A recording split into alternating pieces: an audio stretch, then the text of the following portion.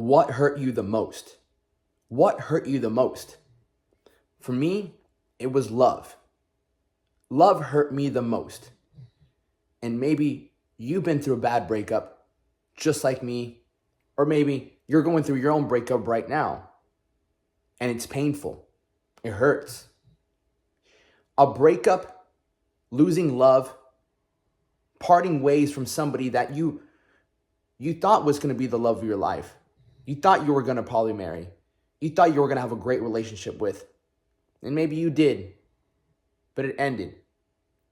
It is one of the most painful feelings in the world. It's a lingering feeling. Trust me, I felt it multiple times. The first time I felt it, I'll never forget. Me and this girl were broken up. I was young. I was like 15 years old. 15 years old, and I'll never forget. I was about a year into MMA, into working out, 2 years into working out, 1 year into MMA. I'll never forget, I was in my bed, bawling my eyes out as a kid. And when I tell people like I fell in love when I was 15, oh, you're a kid, it doesn't matter. As you grow up, you start developing these emotions, and these emotions start arising. You don't even know how to deal with them. Shit. People my age now, they're 28, 30s, 21, 25, or 40, still don't know how to deal with their emotions and emotional intelligence. And so at 15, man, I got my heart crushed. 15, 16, I got my heart crushed, smashed. I'll never forget sleeping in my bed that night with this painful feeling in my heart, maybe one that you're feeling right now. And I'm thinking to myself, I'd rather get punched in the face 1,000 times than to feel the pain that I feel in my heart right now. Because it wasn't going away. It wasn't. And I would say about 2 years ago, it was kind of like, not the same feeling, but I went through a bad breakup about almost 3 years ago. Left me in a new town with no job, $300 to my name, sleeping on an air mattress, contemplating my entire life. Depressed. I'm like, what am I going to do? I don't have this. I let her go, but I knew it was the right decision. You see, sometimes we can be with a person that we think we love, but they're just not good for us. They're not good for you. And you know it. In the bottom of your heart, you know that you're not with the right person. And I'll ask this question. If you look at your partner, ask yourself this one question.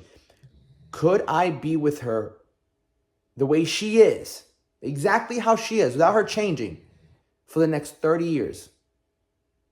Could you be with them? If the answer is no, then you shouldn't be with them. You know exactly what you need to do. Is it easy? No. But you know why it's not easy? Because you and because I was in a situation, I should have left her, still stayed with her for 6 months after that. We don't believe that you can find better. Or you know what? The pain of leaving is almost less than the pain of not being able to find somebody.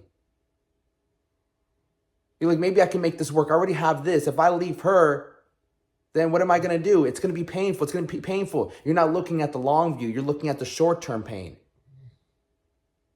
which is going to cost you long-term pain as well. The longer you're with somebody that you don't love, the harder it's going to be to let go. And I truly believe the worst thing you can do is be with somebody that you don't love, because not only are you not helping that person, you're not helping yourself. You're also not allowing yourself to find the person you truly love. Do I believe in soulmates? Do I believe in finding the love of your life? I want to believe it. It's very difficult. But again, I always go back to working out. Could I have believed that I would have looked this way when I first started training? Could I have believed that I would look the way I look when I first started training? It would have been hard to believe. But that's when scripture says, walk with faith, not by sight. And at times it can be difficult, I know. But here are some tips that I have for you, okay? If you're trying to look for love, this is two scenarios. You're looking for love and you just got done breaking up or something like that. Okay? When you're looking for love, this is what I believe. Number one, you have to know what you're looking for. You have to know the quality of the person that you want, not just looks. Looks are great. I know we make looks priority, but number one, what are you looking for? What attributes does she have? What are her characteristics? I want her to be loyal. I want her to be, like, even get down to the hair color, like blonde, brunette, redhead, whatever it might be, just pick a color. Why not? Why not, right? Be more specific. The more specific, the better. You know what to look for. Then you can be like, you know, I want her to be loyal. I want kind. I want her to be caring, loving, affectionate. I want her to have a high sex drive, whatever it might be. I want her to be close to God, close to spirituality, whatever it might be for you. But here's the twist. When you name all these characteristics, number two, I have it down. I wrote this down. Number two, actually I wrote it down in my thing. Number two, you have to embody those things as well. You want a girl that's loyal, you have to be loyal. You want a girl that's kind, you have to be kind. You want a woman that's honest, you have to be honest. You want a girl to be consistent, you have to be consistent. You want a girl that's accountable, you got to be accountable. You want a girl that works hard, you got to work hard. Because you attract what you become. And once you get that, when you start getting more specific of what you want and you understand who you have to become, which leads me to number three. What are you bringing to the table? As a man, what are you bringing to the table? What do you have to work on? Because if you want this person that has all these attributes, you have to look in the mirror and be like, what do I need to work on?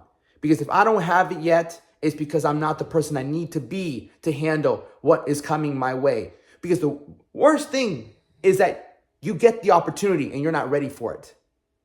And I truly believe right now in my own life, God is preparing me for that, my significant other.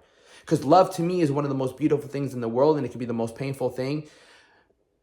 But right now, I have to be the man, and that's why I'm putting in this work. That's why you and I have to put in the work every single day. So when that opportunity comes for us to meet this love, our soulmate, this person, we're ready to cultivate. We're ready to make them feel safe, secure. We're great communicators. We are great listeners.